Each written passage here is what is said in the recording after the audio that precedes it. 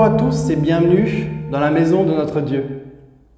Aujourd'hui, nous sommes tous réunis pour célébrer l'enterrement de la vie de garçon de Jean-Benoît. 55 ans, père de 4 enfants et divorcé depuis 6 ans, sans emploi et qui, soit dit en passant, ne paye plus, faute de moyens, la pension alimentaire de son ex-épouse depuis 2 ans. Aujourd'hui, Jean-Benoît a décidé d'écrire un nouveau chapitre de sa vie et nous savons ô combien il a souffert de sa vie de couple. Entre les infidélités qu'il a commises durant son mariage et les histoires amoureuses, son lendemain, d'après son divorce et tous ses matins tristes, entre autres avec Juliette, 25 ans, Béatrice, 18 ans, Clarisse, 31 ans, et ô combien d'autres conquêtes qui n'ont abouti qu'au désespoir et à la solitude de Jean-Benoît. En effet, se retrouver chaque matin seul au lit avec l'odeur de l'autre, qui est parti si rapidement, souvent sans avoir pris le temps de prendre une douche, car trop déçu des performances sexuelles de l'intéressé.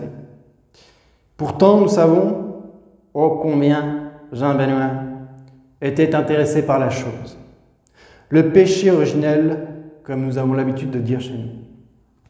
Aujourd'hui, Jean-Benoît, après une longue quête spirituelle menée avec de nombreux mouvements chaotiques et peu recommandables pour chercher la voie du ciel et de la plénitude de l'esprit, a décidé de se tourner, avec son engagement que l'on connaît tous, vers la voie de la sérénité, mais surtout de la stabilité financière. De toute façon, il n'y en aura pas chez nous.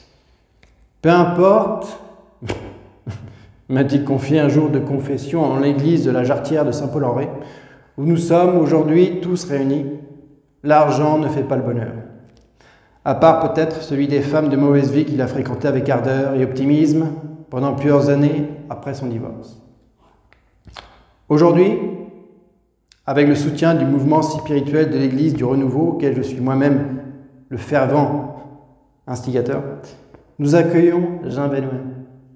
Avec son parcours de vie, son optimisme, sa bienveillance, sous condition bien sûr qu'il nous reverse chaque mois l'équivalent de 10% de son capital financier afin bien sûr et en toute honnêteté afin de subvenir aux célébrations de notre mouvement spirituel.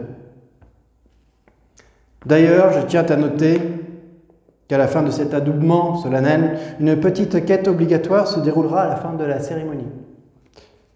Ainsi, en ce jour, Jean-Benoît, que notre communauté à présent appellera disciple Étienne, afin de garder l'anonymat et la tranquillité de sa personne au sein de notre mouvement, s'engage jusqu'à épuisement de son compte bancaire à servir notre Dieu, Shivashu, pour le restant de sa vie.